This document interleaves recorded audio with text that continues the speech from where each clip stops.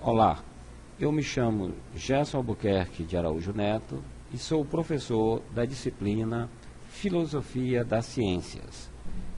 Esta é uma das disciplinas do nosso curso de Filosofia do Ensino à Distância. Por que existe essa disciplina Filosofia da Ciência? Hoje nós vivemos uma época marcada pela ciência. Não podemos deixar de entender, de compreender que este mundo contemporâneo é um mundo onde a ciência tem uma importância fundamental. Produtos que chegam às nossas mãos, que nós manipulamos, os avanços na área da medicina, os remédios, o conforto dos eletrodomésticos que nós temos, como ligados a aparelhos de eletricidade, computadores, tudo isso são produtos da ciência. O mundo está mais rápido, mais próximo, e isso tudo é consequência dos avanços da ciência. A filosofia não poderia deixar de fazer uma reflexão sobre o conhecimento científico. E a ciência acaba sendo um dos objetos de estudos, uma das áreas de estudo da filosofia. Assim como nós temos a filosofia da linguagem, a filosofia política, a filosofia da religião, a filosofia da arte, nós temos também uma área chamada filosofia da ciência. E é essa a nossa disciplina e é este o assunto que nós vamos, nesta aula, resumir o que trataremos na disciplina Filosofia da Ciência. A ciência, ela é uma das formas de conhecimento, assim como o senso comum, a teologia e a filosofia. Olha, nós, os seres humanos, nós nos deparamos com os objetos e queremos conhecer esses objetos. Esses objetos podem ter uma natureza material, como uma rocha, um vegetal, pode ter uma natureza formal, como o caso das leis, pode ter até objetos que não têm uma natureza de existência própria, precisa de um suporte material para existir, como a dor, a violência. E o ser humano, diante desses objetos, ele quer explicar, ele quer compreender, ele quer mostrar causas, encontrar relações, e ele faz isso de diversas formas.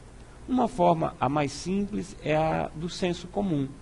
O homem não é especialista na área de clima, mas olhando para os fenômenos da natureza, como chuva, calor, vento, ele produz alguma explicação. Quando ela é mais sofisticada, exigindo rigor, exigindo método, a gente chama ciência. Mas o homem do senso comum também produz um conhecimento que a gente chama de conhecimento vulgar ou conhecimento do senso comum. Existe o conhecimento que a gente chama de teológico, porque tem como objeto Deus. Aceita proposições que são aceitas pela fé, não precisam de experiências. Há conhecimentos que são aceitos por serem revelados. E há a filosofia. Alguns chegam a dizer até que a arte é um tipo de conhecimento diferente e tal. Mas nós podemos dizer que entre esses conhecimentos existe um que é chamado a ciência, que exige rigor, método, precisa ser sistemático, e é esse conhecimento que é a nossa preocupação na nossa disciplina Filosofia da Ciência. A ciência, como ela é ensinada no Brasil, e aí vocês vão encontrar um texto de apoio muito interessante, escrito por um cientista brasileiro chamado Newton Freire Maia. Neste texto, vocês vão ver que o professor Newton Freire Maia, ele classifica que a ciência ensinada no Brasil, ela é ora ensinada como ciência-processo e ora como ciência-disciplina. A ciência disciplina, que é a segunda, ela é ensinada como acabada, como pronta. Ela é ensinada para o aluno desta forma. Então, o aluno tem contato com a física, com a biologia, e pensa que a física já está acabada, que não tem mais problemas a serem resolvidos, não tem assuntos a serem descobertos, e o aluno não é estimulado à pesquisa. Ele é estimulado a reproduzir esses conhecimentos que já estão prontos, que já estão acabados. Depois de Einstein, depois de Newton, não haveria mais nada a ser desenvolvido, a ser trabalhado. A primeira, que é a ciência processo, ela deve ser estimulada, porque é com ela que nós avançamos e produzimos novos conhecimentos dentro da ciência. O aluno deve ser estimulado a aprender física, aprender quais são as leis da física, o que já se produziu até agora, quais os principais cientistas, mas deve ser estimulado a continuar essa pesquisa. Ele deve entender que a física não está acabada, que a física ainda tem muito o que ser produzido. Da mesma forma, a biologia, a botânica, a geologia, a química. Então, no Brasil, diz o professor Newton Freire Maia, a gente comete um erro, porque os professores passam para os alunos a ciência disciplina e não a ciência processo. E aí a gente vê pouco desenvolvimento científico no nosso país. Mas essa é uma situação que nós devemos mudar. Bom, eu já comentei, mas volto a dizer, a ciência é uma forma de conhecimento que exige rigor, que exige disciplina. A ciência não pode ser feita de forma displicente, de forma atabalhoada. Então, ela exige disciplina, ela exige um método que tem que ser obedecido. Para eu ferver a água e dizer, olha, a água ferve a 100 graus Celsius, aquela água ali é uma água pura, ela tem que estar na CNTP, que é as condições normais de temperatura e pressão.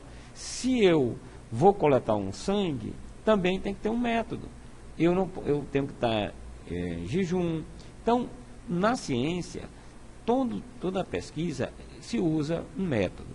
Ela tem que ser sistemática. A física, a biologia, ela tem os seus conceitos, eles estão interligados, eles não estão soltos. Então, eles formam um sistema. A ciência, tem compromisso com a racionalidade.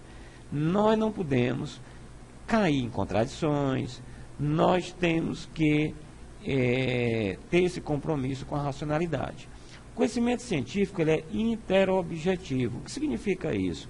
Significa que se a água ferve a 100 graus Celsius na CNTP, independe se a pessoa é religiosa, se ele é ateu, se ele é capitalista, se ele é marxista, se ele é ocidental, se ele é oriental. A experiência não depende do sujeito, né? A lei da gravidade, ela é medida por alguém muito alto e alguém muito baixo, vai dar o mesmo resultado. Bom, a ciência, ela difere de outras formas de conhecimento, né? Ela é um conhecimento que tem que obedecer essas características que nós discutimos. A ciência, existem duas posições sobre a relação ciência com o conhecimento vulgar. Para alguns pesquisadores, a ciência começa com o senso comum, que vai se especializando, vai se aprimorando e um dia se torna ciência. Os homens começaram a plantar, começaram a observar como é que os vegetais germinavam, qual era o tipo de solo que era melhor para um tipo de planta, se quando chovia aquela planta se desenvolvia melhor ou não, e um dia se formou a ciência. Então, assim, a economia também. As pessoas começaram a ver como é que se comprava, como é que se trocava, como é que era moeda, como é que era juro. Então, um dia se tornou ciência. Quem é favorável a essa posição é o filósofo da ciência chamado Karl Popper e um filósofo inglês chamado Bertrand Russell. Já outros filósofos da ciência discordam dessa posição de continuação entre conhecimento vulgar e ciência. Eles acham que conhecimento do senso comum ou conhecimento vulgar é tão diferente do conhecimento científico que a gente não pode falar de continuação, e sim de rompimento. O Thomas Kuhn fala que há uma revolução praticamente. É algo tão diferente que a gente pode classificar como revolução. Gaston Bachelard, um francês, também defende essa ideia de que ciência é muito diferente de conhecimento vulgar para que a gente possa considerar uma continuação. Há também uma outra discussão na ciência, é a diferença entre ciência pura e ciência aplicada. O professor Newton Freire Maia questiona essa divisão, defende que essa definição um pouco imprecisa, porque algo que um dia não pareceu ter aplicação prática, acabou no futuro, anos depois, se tornando algo bem aplicado. E algo que tinha uma espécie de esperança, perspectiva de aplicação, acabou não se concretizando. E ele diz o seguinte: olha, o que há é ciência e a aplicação da ciência. O que há é pesquisa básica e ciência tecnológica. E hoje o que é ciência básica, ou que poderia chamar de ciência pura, amanhã pode se tornar ciência aplicada, e vice-versa. Há também alguns teóricos que defendem uma distinção entre ciência formal e ciência factual. A matemática, a lógica, seriam ciências formais. Elas não têm um objeto concreto para trabalhar, um objeto material para trabalhar. Já as ciências factuais seriam a geologia, a botânica, que trabalha a geologia com as rochas, a botânica com os vegetais, a química. Então, essas seriam ciências factuais. Há também uma outra discussão que o professor Newton Freire Maia faz, que algumas pessoas fazem uma distinção entre duas culturas, a cultura da arte e a cultura da ciência. Mas ele vai dizer o seguinte: olha, essa distinção ela não é tão clara, porque na ciência há muito da inspiração, há muito da arte. Então a gente não pode dizer que ciência é um conhecimento muito distinto da arte. Não é? Há muito de arte na ciência. Bom, uma outra questão, que vocês vão ter esse texto escrito por mim, é a discussão se a ciência é um conhecimento puro, um conhecimento neutro. A ciência, ela é uma forma de conhecimento que está imune a fatores e influências externas? Será que a ciência não está sendo utilizada para interesses políticos, para interesses econômicos? Vocês vão encontrar um texto discutindo isso, onde eu levanto, não só eu, como outros teóricos, o professor Hilton Japiaçu é alguém que tem também um livro escrito sobre isso, onde é mostrado que a ciência não é um conhecimento neutro, né? A ciência tem consequências. Nós temos a questão da poluição, nós temos a utilização da ciência para fins bélicos, né? Então, é um texto interessante que a gente tem na filosofia que se preocupar com isso. Há uma outra discussão também entre ciência e religião. E eu, no mesmo texto sobre a questão da neutralidade científica, eu apresento faço uma classificação de 3 situações entre ciência e religião. A primeira é de antagonismo. Ciência e religião têm uma como a outra, como um conhecimento antagônico. Então, um exemplo desses é os cientistas positivistas. Acreditam que a religião não tem fundamento nenhum. Por outro lado, nós temos posição de fundamentalismo religioso que não aceita nada da ciência que possa entrar em conflito com alguma ideia religiosa ou alguma interpretação religiosa. Temos também uma outra posição que a gente chama de incomensurável. Alguns teóricos dizem assim: ciência usa um jogo, regras de um jogo. A religião usa outras regras. Nós não podemos misturar. É como se alguém está jogando futebol de salão e vai jogar vôleibol. São regras diferentes. Eu não posso sair do jogo do futebol de salão e ir lá para o vôlei querer jogar com as mesmas regras. Eu tenho que me adequar às regras daquele jogo.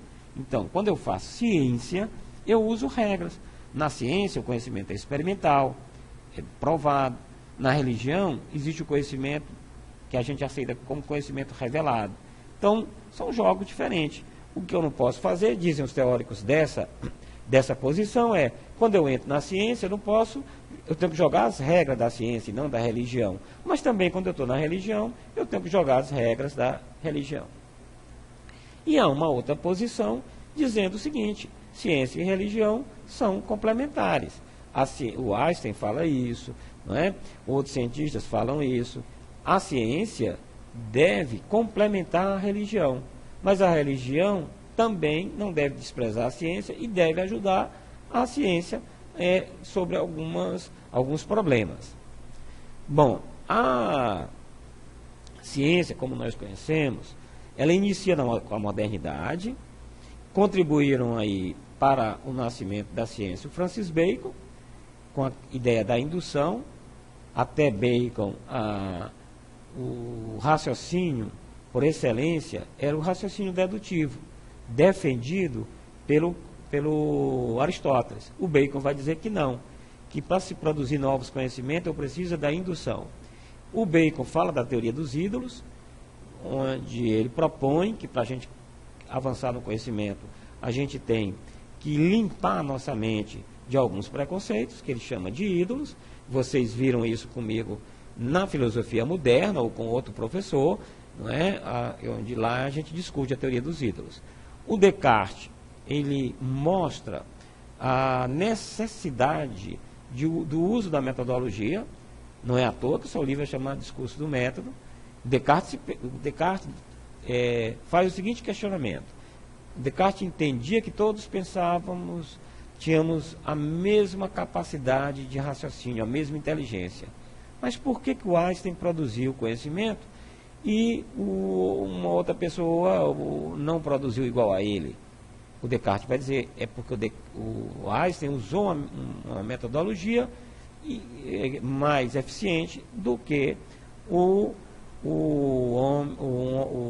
a pessoa que não produziu o conhecimento como ele. Então, ele vai dizer que para se fazer ciência, deve-se utilizar um método. O Newton, que vocês conhecem da física, das 3 leis de Newton, da lei da gravidade, também dá contribuição à ciência. Ele diz que, ele tem uma famosa frase, hipótese no fingo, o que era hipótese eu não faço, ou seja, eu não chuto, eu só digo aquilo que eu posso provar. Isso faz parte da ciência, né? Da forma de se fazer ciência. O Galileu também é muito estudado na filosofia moderna. O Galileu vai dizer que a experiência é fundamental na produção do conhecimento científico.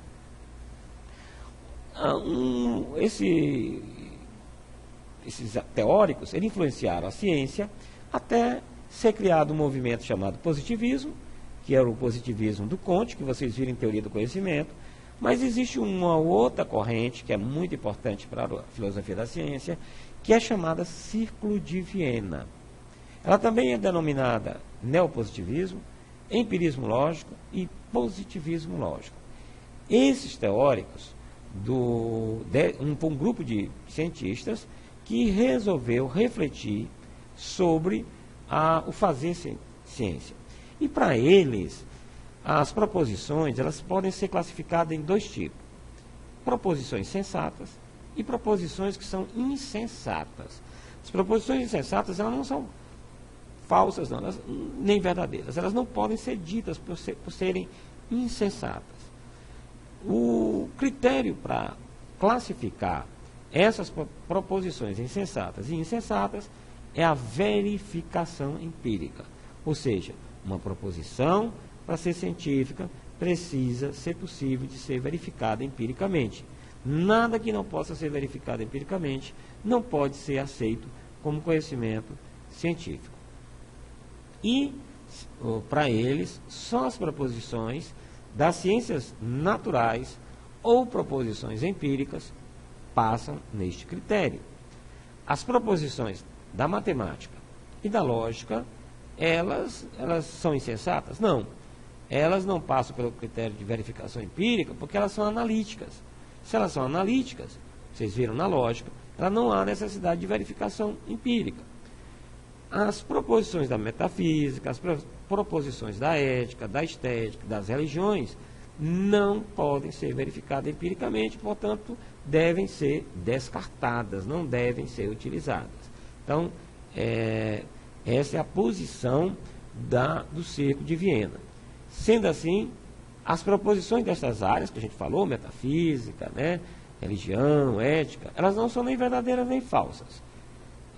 São, na realidade, sem sentido ou insensatas. E devem, portanto, ser abandonadas. E o que é que resta para o filósofo, já que as proposições da metafísica, da ética, não podem ser utilizadas? Resta para ele, o trabalho dele, a tarefa dele é clarificar a linguagem. O Círculo de Viena, ele sofre um golpe. Por quê? Porque ele é autorrefutante. Observe o seguinte, se eu tenho um princípio P, que diz que só é sensato aquilo que pode ser verificado empiricamente, eu posso fazer o seguinte questionamento: esse princípio P pode ser verificado empiricamente? Não. Então ele tem que ser abandonado. Então ele é autorrefutante. Tá? Após o Círculo de Viena, e, inclusive convivendo com o Círculo de Viena, alguns chegam até, acusaram dele ser do Círculo de Viena, é um filósofo austríaco, que depois migrou para a Inglaterra, chamado Karl Popper. Karl Popper inverte o critério do Círculo de Viena. O Popper está interessado no critério de demarcação entre o que é ciência e o que não é ciência. Ou seja, ele quer um critério que me diga que um discurso é científico, ou aquele discurso pode ser de uma ciência, e o discurso que não pode ser ciência. Para ele, esse critério é o falsificacionismo. Ou seja, ciência é aquilo que eu posso refutar, é aquilo que eu posso falsear. Popper diz que chegou a esse critério baseado num fato que é a comprovação da teoria da relatividade geral do Einstein, que inclusive foi provada no Brasil, mais precisamente na cidade de Sobral, no Ceará. A teoria do Einstein dizia o seguinte, que a luz tem uma natureza ondulatória e corpuscular. Ora, se ela tem uma natureza corpuscular, ela tem massa, porque corpo tem que ter massa, então sofre a atração da lei da gravidade. E isso, para ser provado, precisava de ser feita uma experiência num eclipse total do Sol. E foi feito e verificado que a luz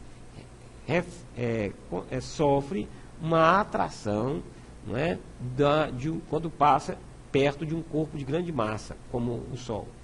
E isso foi verificado aqui no Brasil, mais precisamente na cidade de Sobral, nos anos do início do século XX, mais ou menos aí por 1919, 18, por aí. E o Popper diz o seguinte, olha, comprovar que isso que foi a teoria do Einstein não quer dizer que a teoria esteja certa. Contudo, se tivesse sido refutado lá em Sobral, a teoria tinha que ser jogada fora. Então, para ele, o importante não é verificar, porque eu posso mais na frente ser falseado. O importante é eu abrir a possibilidade de ser falseado.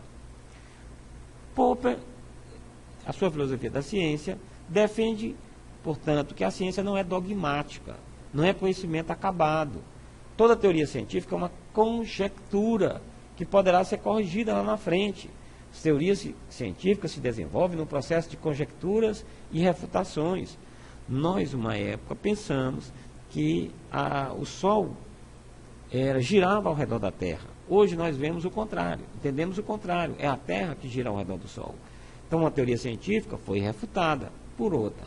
E essa outra tem que ser tomada como conjectura, porque ela pode ser corrigida lá na frente.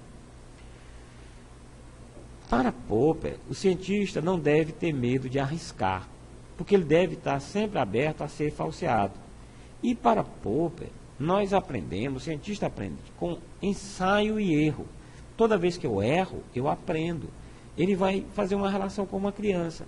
A criança coloca o dedinho na tomada, porque ela tem uma expectativa de que não vai acontecer nada de ruim com ela. Quando ela sofre aquele choque, ela aprende que ali é um lugar perigoso para ela colocar o dedo. Então, o cientista aprende com isso. Então, ele não deve ter medo de arriscar. E ele deve evitar as hipóteses ad hoc. O que é uma hipótese ad hoc? É uma hipótese que um teórico, às vezes, coloca na teoria. A teoria foi refutada, ou uma parte dela foi refutada, e para salvar os fenômenos, ele inventa uma teoria para manter a teoria como válida. Então, isso é uma hipótese ad hoc. Hipótese ad hoc, ela não é provada. É uma hipótese arbitrária. Você pode até lançar uma hipótese, desde que ela possa ser falseada. E a ciência, diz o Popper, ela avança muito mais com a afirmação de hipóteses ousadas e a negação de hipóteses cautelosas. Ou seja, o Popper vai dizer assim, olha, o cientista ele deve ser ousado, porque se uma teoria ousada, quando confirmada, ela dá avanço na ciência. O Copérnico foi ousado, o Einstein foi ousado, ele não foi cauteloso. Então, a ciência avança quando você confirma algo ousado ou nega algo cauteloso. Depois de Popper, aparece outro filósofo da ciência de grande importância, é o Thomas Kuhn. O Kuhn vai dizer que a ciência, ele vai dizer que o Popper não viu isso, e ele vai dizer que a ciência ela tem dois momentos, um chamado ciência normal e uma ciência revolucionária. O que caracteriza a ciência normal? É o predomínio de um paradigma. O sistema aristotélico ptolomaico tinha um paradigma, Terra no centro, um paradigma geocêntrico. Esse paradigma entrou em crise. Quando o paradigma entra em crise, aí surge o que o Thomas Kuhn chama de ciência revolucionária. E ele vai dizer, olha, o Popper está errado, porque o cientista só falseia quando o paradigma está em crise, ou seja, no momento de ciência revolucionária. No fundo, o que o cientista faz é seguir o paradigma. Ele vai dizer que a ciência, antes de ser ciência, existe uma etapa chamada pré-ciência, onde não há aí um paradigma determinado. O que existe são vários paradigmas em competição. O Kuhn vai dizer que a ciência normal, esse predomínio desse paradigma, esse paradigma dita quais são as técnicas que o cientista deve trabalhar, quais são os princípios que o cientista deve trabalhar. O cientista tem uma fé muito grande nesse paradigma. O cientista não questiona esse paradigma. Ele vai dizer, olha, eventualmente pode ter um probleminha ou outro no paradigma, mas a gente espera que o paradigma dê conta de solucionar. Só quando o paradigma tem muitos problemas é que o cientista, e não consegue dar conta, é que o cientista começa a desconfiar, até o momento que o paradigma entra em crise. Henri Lakatos foi outro filósofo da ciência que também é importante nessa discussão. Lakatos vai dizer que existe na ciência uma chamada heurística negativa e uma heurística positiva. Ele vai dizer que a ciência está organizada em forma de programa de pesquisa. E esse programa é composto dessas duas heurísticas. O que é a heurística negativa? É a parte da teoria que não pode ser falseada. Ela é um núcleo irredutivo. Se ela for falseada, ela vai se acabar. Se você, na teoria do Darwin, acaba que as espécies não evoluem, você acaba o núcleo da teoria. Se no Newton não tem gravidade, ou as 3 leis de Newton estão falseadas, você acabou a teoria. Existe a heurística positiva, que é a parte da teoria que pode ser falseada. Quando ela é falseada, a heurística positiva, você não está refutando o núcleo central da teoria. Por isso que a gente chama núcleo irredutivo. Eu tenho também, diz o Lakatos, um cinturão protetor. Os cientistas, eles procuram proteger essa heurística chamada heurística negativa, para que a teoria não vá à falência. Por último, nós temos um grande filósofo da ciência, chamado Paul Feyerabend, e o Feyerabend, estudando a história da ciência, vai dizer assim, olha, o relato positivista, o relato do Popper, o relato do Kuhn, não dão conta de como a ciência funciona. Uma hora, o cientista agiu neopositivamente e deu certo. Ora, ele pode usar o que o Popper descreve e dá certo. Então, ele vai dizer assim, não existe um método que seja universal. Não existe um método que eu possa dizer para o cientista que aquele método é o melhor. Por isso, ele defende o anarquismo metodológico. Em ciência, anything goes. Ou seja, em ciência, tudo vale. Ou seja, eu posso agir positivamente, posso agir de forma a falsear, e o Feyerabend, ele vai dizer que quando eu uso um método, eu faço diminuir a humanidade, ou diminuir a capacidade de criatividade do cientista. O Feyerabend chega a dizer, olha, a ciência não é melhor do que outras áreas do conhecimento. Essa é uma parte polêmica do Feyerabend. Ele é acusado de relativismo, porque ele vai dizer assim, olha, a ciência não é melhor do que as outras formas de conhecimento. Então, aqui é um resumo dos principais pensadores e das principais ideias da filosofia da ciência. Vocês vão ter em mãos um bom material, que vocês podem, nesse material, se aprofundar mais, refletir mais e entender melhor o mundo contemporâneo. Desejo a todos um bom estudo.